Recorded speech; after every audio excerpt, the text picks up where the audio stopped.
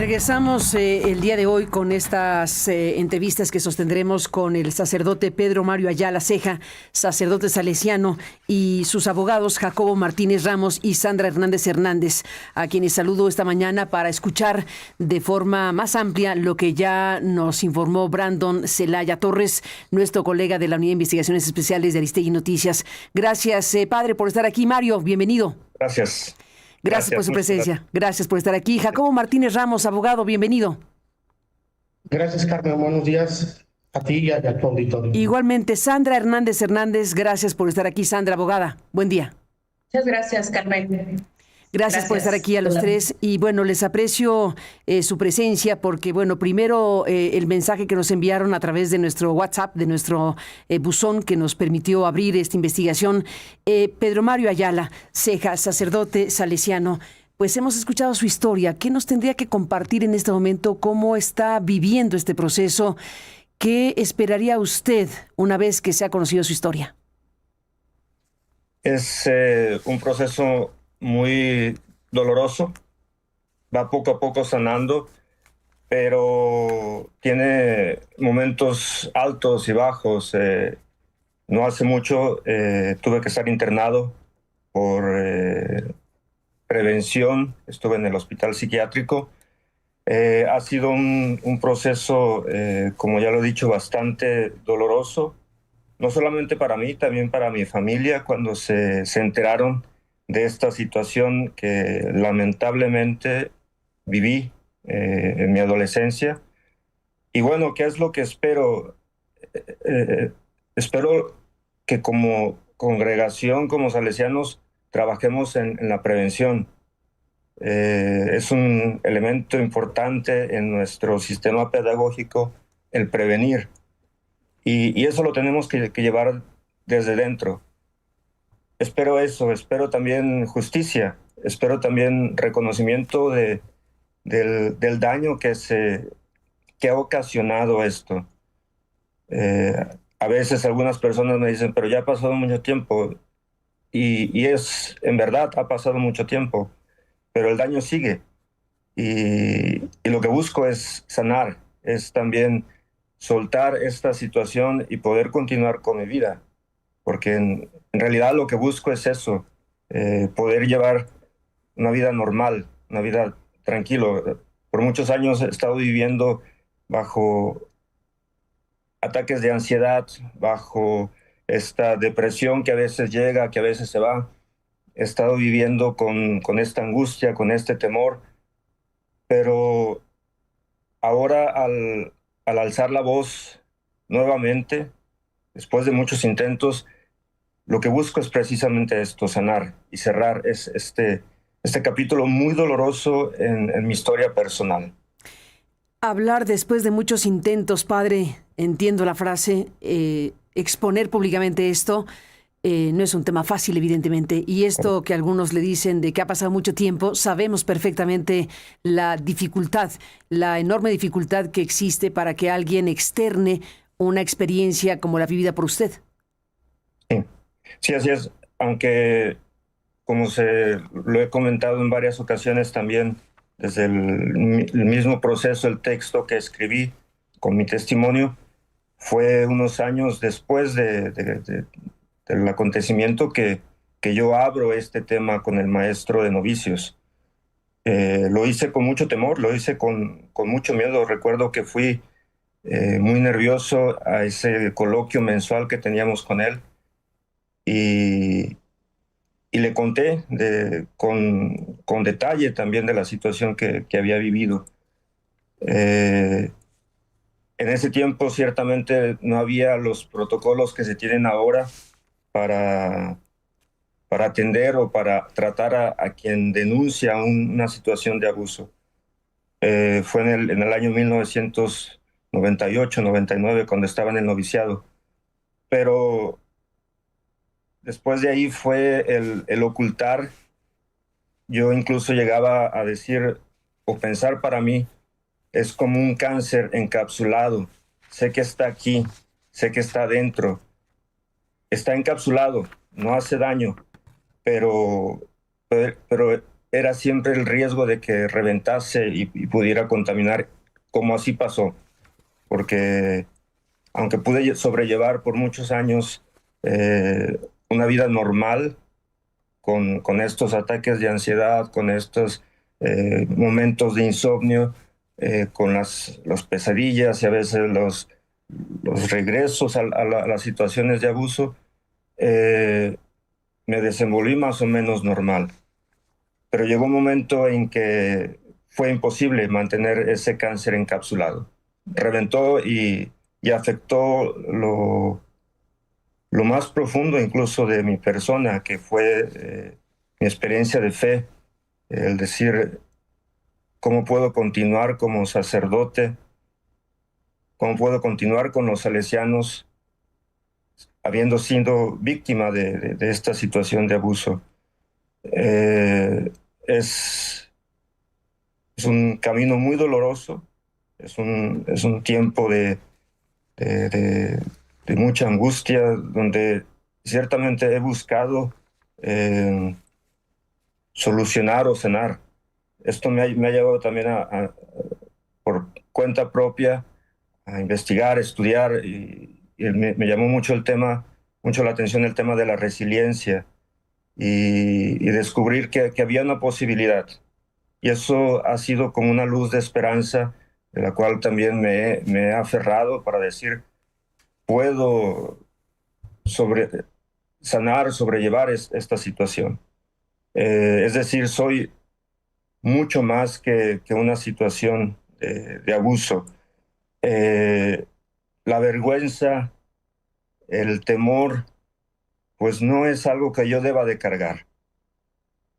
Esa vergüenza o ese temor, pues habrá alguien que tendrá que hacerse responsable de esos sentimientos o de esas consecuencias. Encubrimiento, ocultamiento, no soy yo para decir qué es lo que ha sido, pero hay muchas cosas que durante el proceso canónico y después del proceso canónico, pues resultaban poco claras. Y fue ahí que vino la necesidad de decir, necesito ver ese expediente.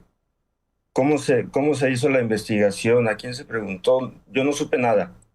No Aquí tuve noticia de nada. Ujú. Aquí es uno de los puntos más importantes de su historia y que nos han compartido precisamente porque usted ha señalado directamente al sacerdote Jaime Reyes Retana y se puede decir abiertamente porque la información que pudimos obtener, que Brandon Celaya pudo revisar, los documentos, es una conducta reconocida al interior de los salesianos, es una conducta reconocida precisamente por la denuncia que usted presentó dentro de su congregación.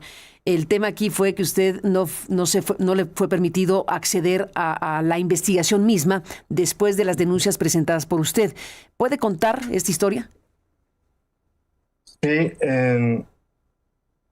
después de que se hace el dictamen, o que se presenta cuáles son las resoluciones de la investigación canónica, a mí se me presenta de manera oral eh, las resoluciones. Pero antes de hacer esa lectura, recuerdo muy bien que yo estaba trabajando en Piedras Negras, había pedido un año de permiso y estaba viviendo en México y estaba trabajando en Piedras Negras en el colegio. El provincial en ese tiempo me llamó a mi oficina y ahí hizo lectura de este documento. Pero antes de comenzar, lanzó tres preguntas muy agresivas. Yo lo consideré muy agresivo en ese momento, es decir, me dice, pero en realidad, ¿qué es lo que quieres? ¿Haces esto por dinero? ¿Quieres dinero? Dije, no, nunca he pedido compensación o mucho menos estoy buscando un beneficio económico de esto. Después me dice, ¿quieres que lo corra de la congregación? Le digo, esa responsabilidad no me toca a mí. Yo no puedo cargar con una responsabilidad y decir, sí, córrelo. Eso tendría que ser parte del proceso, resultado del proceso. Si el proceso canónico así lo consideraba necesario, tendrían que haber tomado esa decisión, pero no se tomó. Y la última pregunta, o la última dice, es que el caso está, eres tú la única víctima, no encontramos otras víctimas. Entonces, esto generó cierto malestar. Y fue así que eso fue, a mí me lo comentó en abril más o menos. En agosto, Jaime ya estaba asignado para trabajar como director del centro juvenil, una iglesia, centro juvenil en Tijuana, donde estaría en contacto nuevamente con niños, adolescentes y jóvenes. Se remueve porque lanzamos una nota periodística también en ese momento para evitar, pero después fue todo como, en primer lugar de mi parte, como decir, yo ya hice lo que me correspondía, he dado a saber esta situación, hasta ahí podía llegar, porque en ese momento legalmente el delito ya había prescrito, no se podía hacer nada más. Yo regreso a Bélgica, que es mi provincia donde estoy trabajando actualmente, y procuré llevar nuevamente la vida normal en el trabajo, en la parroquia, en el centro juvenil donde estaba atendiendo en una de las ciudades aquí de Bélgica. Y nuevamente me entero que Jaime es colocado otra vez en un centro juvenil con una función específica como subdirector. Bueno, ¿de qué se trata esto? ¿A qué estamos jugando? Si lo que buscamos es prevenir y ayudar a que los jóvenes crezcan en un ambiente sano y seguro, no soy yo para decir que iba a abusar de alguien más, pero ¿en qué había quedado toda la cuestión de la denuncia presentada? Es cuando hago la solicitud por vía de correo electrónico con el provincial, el actual provincial Filiberto González, para decirle, me gustaría ver el expediente y revisar cómo se manejó el proceso. Porque dentro del mismo proceso canónico hubo ciertas irregularidades o cosas, me dijeron, lo mandamos a Roma el expediente, pero Roma lo regresó. Sí, ¿quién es Roma? La Congregación para la Doctrina de la Fe. ¿Dónde está ese documento donde se puede corroborar que este expediente realmente llegó a la oficina, que fue revisado y que fue regresado a la provincia de Guadalajara en México? No tengo acceso a eso, no hemos tenido acceso a eso. Después dicen, se va a retomar nuevamente el proceso, pero no como abuso, sino como una falta al sexto mandamiento. Bueno, pero en realidad era abuso. Yo era menor de edad, él fungía como director espiritual, era tutor nuestro en el seminario. Entonces, eran estos elementos que quedaron muy vagos. Hice muchos intentos de distintas formas, asesorándome con distintos canonistas, doctores en derecho canónico, buscando la manera de tener acceso a este expediente. No hubo una respuesta positiva. Finalmente me contacto con la licenciada Sandra preguntando si hubiese alguna manera por la vía civil para poder acceder a este expediente. Y es ahí donde ya viene el trabajo, porque ella me comenta que la ley se había modificado y que los delitos de abuso sexual, de acoso, abuso sexual, no prescriben más en México. Entonces, esto nos llevó a comenzar el trabajo. Iniciamos hace un año, más de un año. El año pasado, alrededor de abril, comenzamos con algunas reuniones en línea, y después desde octubre hasta diciembre del año pasado estuve en México trabajando para presentar la denuncia en Irapuato. Padre Pedro Mario Ayala Ceja, sacerdote salesiano. ¿De cuándo a cuándo el sacerdote Jaime Reyes Retana fue su mentor, fue su tutor, fue su guía espiritual? ¿De cuándo a cuándo sucedió esto que usted narra y que tiene que ver con un abuso, abuso clerical? Tiene muchas connotaciones y estos casos son de alto impacto porque al final de cuentas la gravedad del hecho indica que estamos frente a un menor de edad, que usted era en ese momento menor de edad, estaba pues en esta dualidad, un guía espiritual, un pastor, un tutor, alguien que se convierte en una referencia poderosísima para quienes están en el mundo religioso y a la vez alguien que usted identifica como su abusador. ¿Cómo se vivió esto y durante cuánto tiempo? La etapa de secundaria fue en Tlaquepaque, también como ya se comentó en el documental. Yo ingreso a Irapuato en el verano del 93 para comenzar la preparatoria. Es en ese año de 93-94 donde vienen los primeros elementos de abuso y de como cierto acoso. Hay que mencionar que el ambiente del seminario a veces puede ser un tanto agresivo en cuanto que somos puros adolescentes, varones.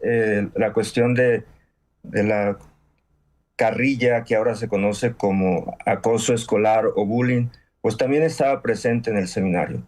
Y fue en una ¿Qué edad tenía usted? Bueno, yo tenía 15 años, acababa de cumplir 15 años. 15 años. En una ocasión se me perdió o me robaron una pluma que mi padre me había regalado y pues tenía un valor, claro, obviamente sentimental y también económico. Y yo busco esa pluma y pongo un aviso en el pizarrón del lugar donde estudiábamos, del estudio, y alguien en un momento dado pone un montón de sandeces, hace dibujos, se mofa de mí. Cuando regresamos al estudio por la noche, pues es como un momento de humillación. Yo intento borrar de estos pintarrones blancos, pero lo había escrito con tinta permanente, entonces pues fue entre la burla, el enojo, muchos sentimientos. Nadie se acercó a mí, pero Jaime, el sacerdote Jaime en ese momento, nuestro vicario, nuestro tutor ante la escuela, fue quien se acercó y me dice, me di cuenta que pasó esto. Entonces fue ganándose mi confianza. También debo decir que pues, era cercano, era una persona que tenía, tocaba la guitarra, interés por el arte, había varios elementos en común. Se nos indica que debíamos tener un director espiritual y yo, con esta confianza que ya él había ganado, pues le pido que sea director espiritual mío, lo cual acepta. Y es donde vienen estas como entrevistas, como a veces el querer buscar más, pero con este tono sexual y esta incomodidad. En ese tiempo también recuerdo que más de una ocasión el dormitorio era un dormitorio común.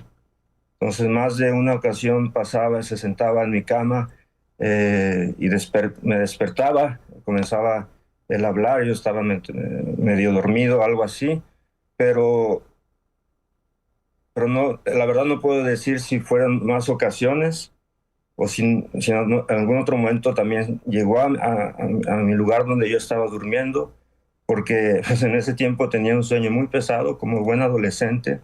Y después de un día de actividad siempre caía rendido.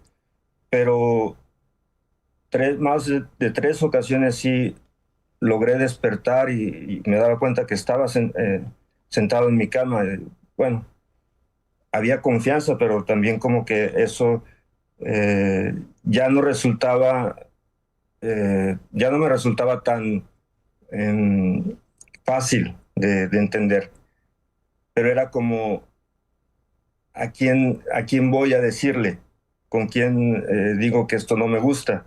Si él era parte de, pues de los superiores, de los formadores del seminario.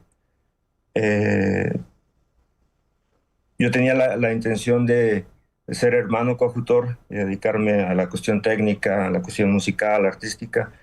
Y en una visita que hicimos a San Luis Potosí, al seminario para hermanos, eh, aproveché la oportunidad para pedir el cambio y me cambié a San Luis Potosí.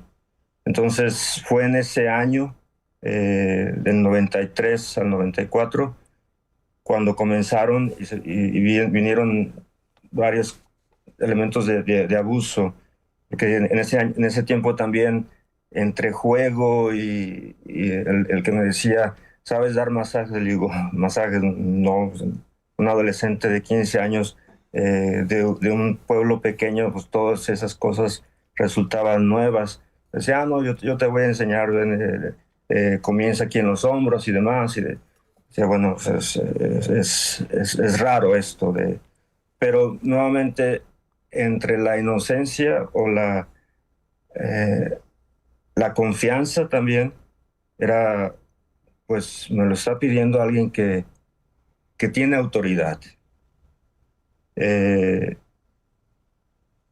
yo me cambio a San Luis Potosí para estudiar la preparatoria allá, pero tenemos un encuentro en Irapuato porque se inaugura el seminario y nos juntamos todos los que estábamos en formación. Y fue en ese otro momento donde también fui atacado por él. Yo tenía que regresar a mi pueblo, a Zaguayo. En ese tiempo, pues los autobuses, era muy difícil, así que había quedado en quedarme en la casa de un compañero y al día siguiente regresar a mi pueblo. Eh, como era muchísima gente lo que estábamos ahí, cuando llegaron sus papás de él, pues él se fue y al final yo me quedé en el seminario y entre, ahora qué hago, el seminario se encontraba fuera de la ciudad de Irapuato, el acceso era difícil en ese momento y Jaime nuevamente, que estaba ahí como formador, me dice, ¿qué pasa? Te veo angustiado. Digo, sí, es que tenía que ir con tal compañero para dormir en su casa. Dice, yo sé dónde vive, yo te llevo. Bueno, acepté, anduvimos un rato por la ciudad, al final no encontramos su casa. Yo conocí alguna vez, había ido a visitarlo, pero no sabía dónde vivía exactamente. Dice, no logramos dar con la casa de este compañero de ahí de Irapuato, regresamos al seminario, ya no había nadie en el seminario. Y fue ahí donde te quedas en la habitación de huéspedes. Digo, bueno, está bien. Cuando entramos yo iba a encender la luz y dice, no prendas la luz. Él se acuesta en la cama y dice, estoy muy cansado, dame un masaje. Yo en ese momento me puse muy nervioso, me bloqueé, no veía nada y, y pues no quería ni siquiera acercarme. De repente él me agarra y me avienta a la cama y se pone sobre mí. Obviamente yo en ese tiempo era muy delgado y pues no pude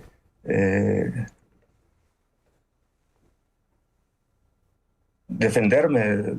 Eh, fue un momento muy angustiante sentir todo su peso sobre mí. Y después pasaron, no sé si fue 2 o 3 minutos, pero se levanta y se va. Y dice, mañana por la mañana sales y te vas a tu casa.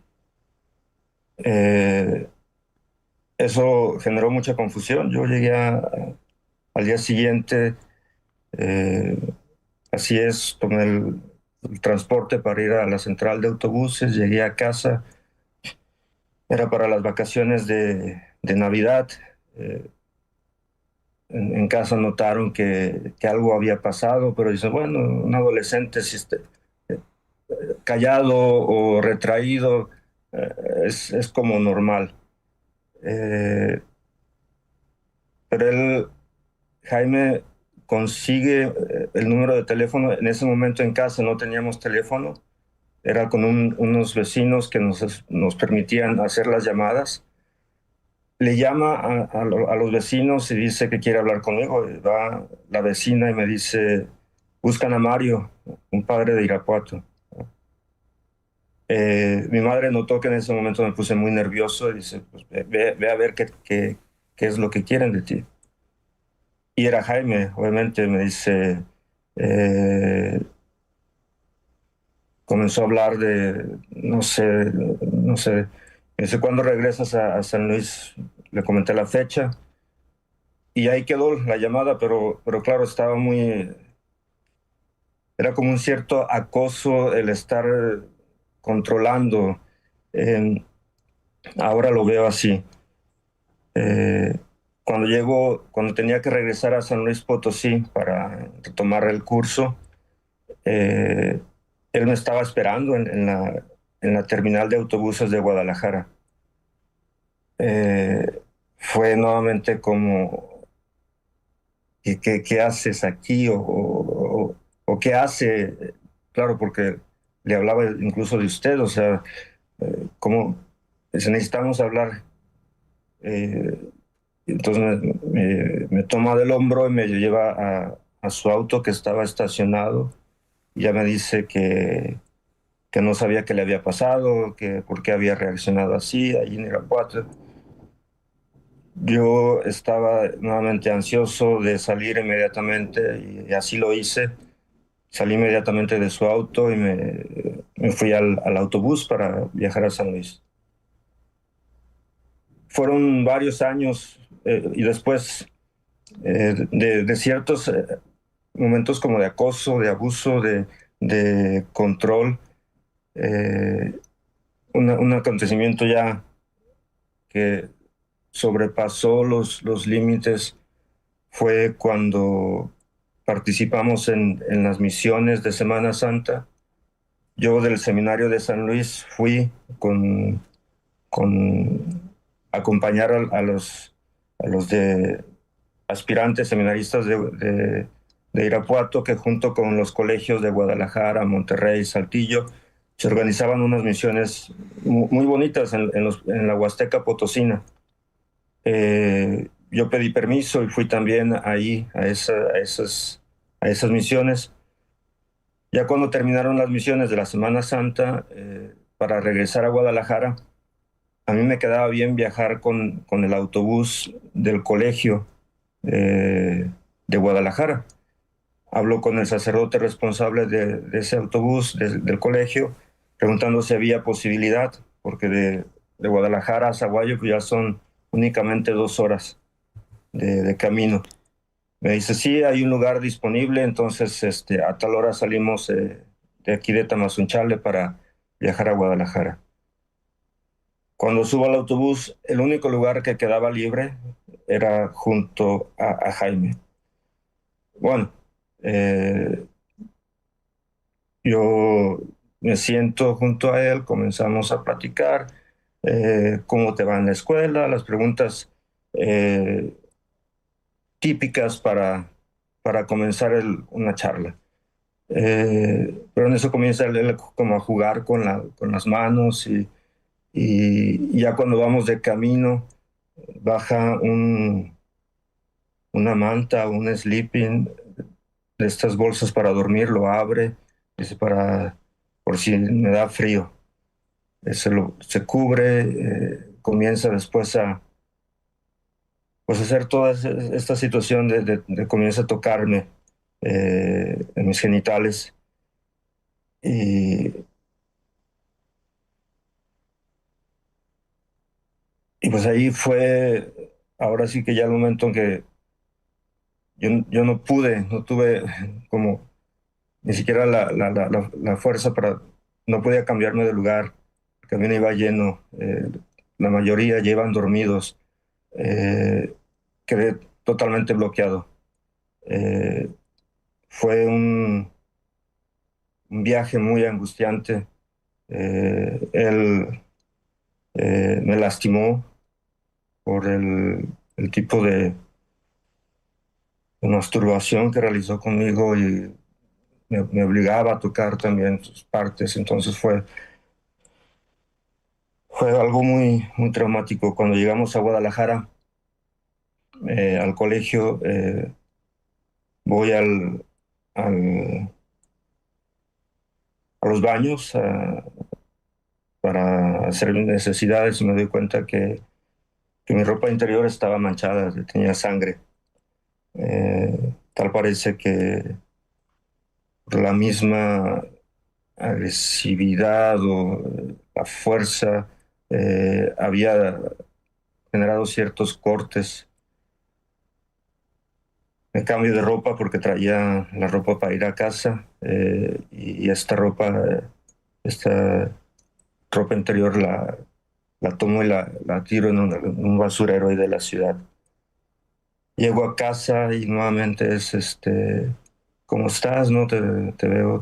Mi madre me dice, te ves muy, muy serio. ¿Qué te pasa? No, es solamente estoy cansado. Después de eso nunca volví a hablar del tema.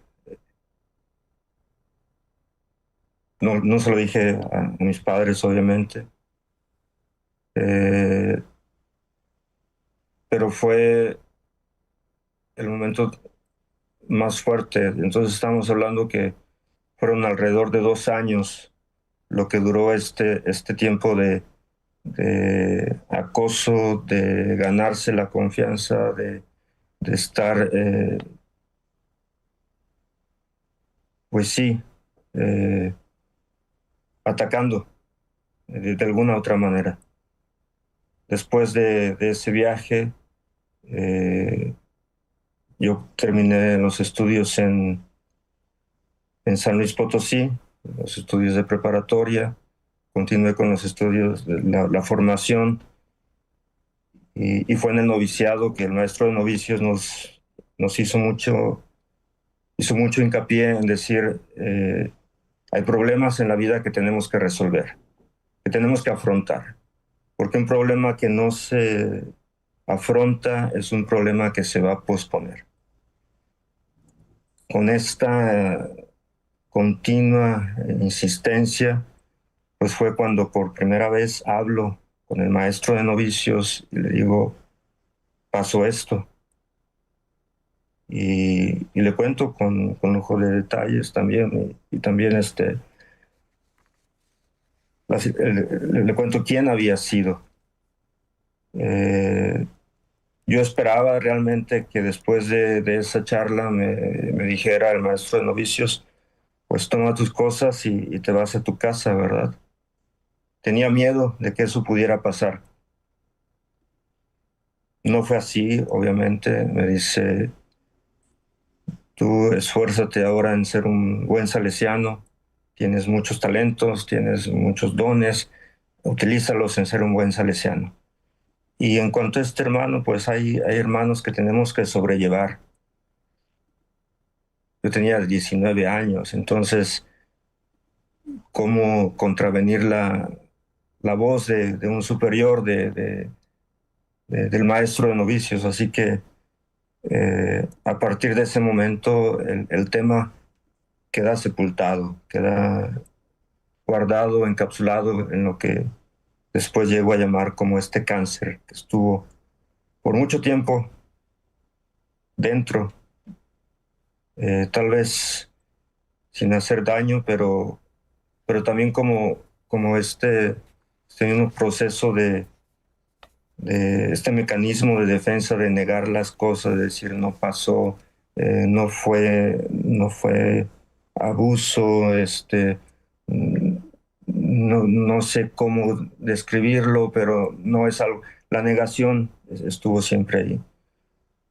Ciertamente que con tanta negación, con tanto fuerza por reprimir un recuerdo tan fuerte, pues generó otras situaciones como la ansiedad, que en ese momento yo ni sabía que era ansiedad, simplemente me decían, ¿por qué te pones tan nervioso? ¿Por qué estás siempre como alerta? Digo, no sé qué es lo que me pase. Pero ya estaba afectándome. En cosas que eran sencillas se volvieron un poco hasta imposibles para mí. Por ejemplo, leer en público. Eh, no porque no supiera hacerlo, no porque no pudiera hacerlo, pero era el, el, el como pensar que la gente se iba a dar cuenta de que algo había pasado conmigo y si se enteraban, ¿qué iban a decir? Si alguien sabía de esta situación, ¿qué iba a pasar conmigo? Entonces todo esto generó mucha ansiedad. Después vinieron enfermedades como la alopecia, como enfermedades también en la piel. O sea, todas estas cuestiones que decían es nervios. Sí, pero ¿qué lo origina? No, es que no sé, siempre era la negación, era negar que había pasado esto. ¿Qué ocurrió, padre, para que usted decidiera hablar? ¿Qué circunstancia detonó finalmente que usted decidiera exponer públicamente el tema, denunciar ante Eh, la propia congregación de salesianos y ahora hablaremos con sus abogados después de la pausa en términos legales? ¿Qué detonó? son dos momentos muy puntuales. En, cuando ya estaba en teología, estudiando la teología que fue en el año 2004 al 2008, el primer año tenemos un proceso de reubicación existencial, que es donde revisamos la propia vida y demás. Y ahí fue donde hablo al reconocer este problema, decir, hay algo que yo necesito solucionar. Hablo con el director, el padre Salvador Delgadillo, que en paz descanse. Eh, Tuvimos un curso con ya el tema de los abusos sexuales había explotado con, en relación con los legionarios de Cristo, algunos casos también en la propia provincia. Entonces había este interés por prevenir. Tuvimos un curso, un taller con un grupo de psicólogas que nos hablaron precisamente de cómo prevenir, pero lanzaron una frase lapidaria muy fuerte que decía, es muy común, es muy probable que quien ha sido víctima de abuso se convierta también en abusador. Eso vino a dar más fuerza a mis ansiedades. Es decir, yo no quiero ser eso, yo no quiero hacer daño. Y hablo nuevamente con el director y le digo, estoy sufriendo por esto, estoy pasando esto. Dice, ya tienes que superarlo, este tema ya supéralo, porque a lo mejor tú mismo lo provocaste. Nuevamente fue ese ron de golpe, de toda esta situación y ya yo continué, o sea, con ciertas dificultades, pero continué. Vino la ordenación sacerdotal. Fueron años que estuve bien. Debo confesarlo que estuve muy contento con el servicio pastoral, con el trabajo que estaba realizando. Y siempre había tenido la intención de ser misionero. Después de 3 años de estar trabajando ya en México como sacerdote, como salesiano, hago mi petición para ser misionero y soy aceptado a ser misionero. Mi idea era ir a África, pero en ese tiempo el rector mayor me pregunta, necesitamos gente en el proyecto Europa, ¿te gustaría ir ahí a apoyar? Digo, pues no lo había pensado, nunca, no había pasado por mi mente. ir a Europa como misionero, pero si es lo que me piden, allá voy. Y es así como en el 2012 vengo a la provincia de Bélgica y Holanda, primero en Ámsterdam, donde comenzamos un nuevo proyecto, un nuevo trabajo con los jóvenes sin techo, con jóvenes migrantes en la ciudad de Ámsterdam. Hay un momento muy puntual que, que viene a ser el detonante nuevamente de esta situación. Había habido un escándalo en los Países Bajos con una asociación que buscaba legitimar las relaciones entre mayores y menores, las relaciones sexuales. El problema es que un salesiano participaba en esta organización. Se habla con su superior, el padre superior de Holanda, de los Países Bajos. Dice, pues no debe ser tan mal. Comienzan a ver y descubren que tenía en su poder pornografía infantil, que tenía varias cosas de las cuales no correspondían con un sacerdote. Inmediatamente la congregación, el superior mayor, da una respuesta y dice, esta persona ha sido cesada inmediatamente por este delito, por esta situación que no se puede tolerar. Todo había quedado allí, pero en una ocasión que recibimos visita en la casa, preguntan por este sacerdote y yo tenía la idea de que ya estaba cesado, de que ya no estaba más como salesiano. Y me dice, no, está en tal casa, el proceso todavía no se ha concretado. Digo, pero estos casos habían dicho que era ipso facto, o sea, las declaraciones habían bastado para cesarlo. Ciertamente esto no me afectaba a mí, o sea, no era algo que, que me afectara directamente, pero vinieron todas estos cuestionamientos personales, es decir, ¿de qué va aquí? Hay cierto encubrimiento, hay ciertas dobles verdades o mentiras disfrazadas. Eh, Todo esto desató el torbellino de pensamientos y eso terminó por reventar el cáncer que estaba encapsulado, el tema del abuso sexual. Y ya fue donde en el 2014, 2015, vino un momento de crisis muy fuerte. Me diagnosticaron en ese primer momento el estrés postraumático. Voy con mi médico y le platico la situación. Me dice, esto es un tema de estrés postraumático que pues se ha vuelto a abrir. O sea, no había estado superado. Tengo la oportunidad de hablar con el rector mayor de ese momento. Él estaba interesado por cómo se estaba desarrollando el nuevo proyecto en la ciudad de Ámsterdam. Tengo voy a Roma, me encuentro con él, le platico del tema y me dice, yo en ese momento ya había decidido retirarme de la congregación. Entonces era simplemente para decir, voy a retirarme por este motivo, por esta situación que viví. Él me dice, en ese momento no te recomiendo que te vayas así, porque estás viviendo un momento de crisis, un momento muy fuerte. Yo te sugiero que vayas a España, que te atiendas allí con un grupo de psicólogos, de terapeutas que te pueden ayudar a sanar. Acepto esta oferta de parte del rector mayor y él me dice, pero yo no puedo ser cómplice de esta situación. Depende de ti.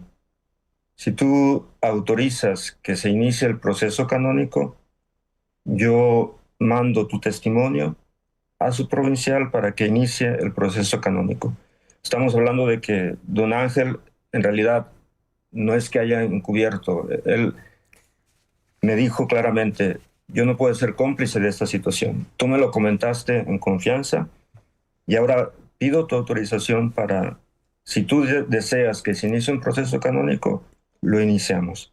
Si tú decides que no, ese proceso no inicia. Yo digo, no, iniciemos con ese proceso precisamente para prevenir. Es entonces en el 2016 que se inicia ese proceso canónico en Guadalajara, México, con la situación que ya he narrado. Sí me gustaría hacer esta acotación de decir, don Ángel, en su tiempo rector mayor, ahora responsable de los religiosos en el Vaticano, desde el primer momento dijo, yo no puedo ser cómplice, necesito tu autorización para que se inicie el proceso canónico. Como se llevó el proceso canónico, eso ya es otro tema, pero ya fue... es como distintos momentos donde trato de alzar la voz, de buscar ayuda, de tratar de solucionar y desgraciadamente solamente se ha prolongado esta situación difícil en la cual me encuentro ahora y espero pues también poder cerrar este difícil capítulo también en mi vida, en mi historia personal. Lo entendemos perfectamente, padre. Le aprecio muchísimo este testimonio. Gracias. Le enviamos un saludo, un fuerte abrazo. Gracias. Y pues reconocer la importancia que tiene un testimonio público de estas dimensiones, tratándose de una persona que está pues ejerciendo su ministerio sacerdotal, en este caso fuera de México, y que se mantiene dentro de la congregación de los salesianos. Esto que usted ha pues planteado es muy importante, muy grave. Y vamos a hacer una pausa para poder escuchar a sus abogados, porque usted ha decidido dar un paso de esta naturaleza, que es el paso legal. Usted le pidió y le ofreció a su congregación pues la historia, y la congregación pues ha desarrollado las cosas como usted las ha explicado, pero usted ha dado el paso de proceder legalmente. Y después de la pausa estaremos escuchando esta parte de la historia que tiene que ver precisamente con la representación legal de Jacobo Martínez Ramos y Sandra Hernández para este caso y este tema. Volveremos en un instante. Gracias, padre, por su testimonio. Gracias. Volvemos con usted. Gracias, Carmen. Entramos en la parte final de esta conversación con el padre Pedro Mario Ayala Ceja, a quien escuchamos ampliamente en este programa, y le aprecio a sus dos abogados que estén aquí para que nos compartan este momento que se ha vivido y que están viviendo, que es dar este paso de interponer una denuncia penal por parte del padre salesiano Pedro Mario Ayala en contra de quien él señala como su abusador a lo largo de estos años en los que él ha narrado su historia. Gracias, Sandra, por estar aquí. Sandra Hernández, abogada, bienvenida. Gracias, Carmen. Muchas gracias. Gracias por la apertura del tema, sobre todo, Carmen. Muchas gracias. ¿En qué punto están con esta denuncia? Mira, precisamente la semana pasada hablamos con la asistente de la titular de la agencia de ahí en Irapuato. Nos dijo que este lunes nos pasaba ya el número de la causa penal. El asunto está para ya judicializarse, pero tenemos como un mes, Carmen, más o menos como un mes que nos dice que ya la siguiente semana, y pues esa semana no ha llegado. Entonces, notamos ciertas irregularidades desde un inicio. La fiscal de la agencia, la licenciada María de los Ángeles Camacho Carrillo, en diciembre todavía no había un reporte de parte del área de psicología cuando ella ya nos había decretado el archivo temporal de la carpeta. O sea, ni siquiera se esperó a que estuvieran todavía las pruebas acumuladas como para seguir trabajando en lo que es la investigación. Ahorita en lo que llevamos legalmente ya está para que esté ante un juez de control para que se haga la imputación a la parte acusada. Abogado Jacobo Martínez Ramos, están entonces a la espera de que el Ministerio Público pues tome el caso para que en la decisión que tome el Ministerio Público se impute al sacerdote o a la organización. ¿A quién están acusando? Bueno, directamente es a la persona denunciada, que ya por ahí dices tú su nombre. Además, sí me gustaría hacer una pequeña aclaración, Carmen. Sí. Efectivamente se hizo un procedimiento, pero no fue canónico, porque inclusive el resolutivo que por ahí se aportó como dato de prueba en la carpeta de investigación no está firmado por un tribunal eclesiástico, está firmado por las personas que en ese momento eran los superiores de la congregación, pero de ahí no pasó. O sea, esto realmente no fue un procedimiento canónico verdadero, fue un procedimiento interno que solamente se limitó, después de realizar las investigaciones, a realizar unas sanciones que por ahí ya están en el documento que se aportó como prueba, ¿no? Y respecto a tu primera pregunta, el expediente, la carpeta de investigación ya está en manos de la Fiscalía, en manos de la agencia, y solo estamos esperando, como dijo la licenciada Sandra, a que se judicialice y se solicite por parte del agente del Ministerio Público la imputación a la persona que está ahí denunciada. Pues estaremos siguiendo de cerca este proceso, y a los dos les aprecio mucho que hayan estado aquí para informar y para compartir esto. Jacobo Martínez, gracias, abogado, y hasta la próxima. Gracias, Sandra Hernández, abogada. Buenos días. Muchas gracias, Carmen. Muchas gracias. Y gracias, padre, por estar aquí. Al padre salesiano Pedro Mario Ayala. Gracias, padre, por estar aquí. Muchas gracias, Carmen. Gracias a ti también. A los tres un abrazo. Estaremos al pendiente para seguir informando. Gracias y hasta la próxima.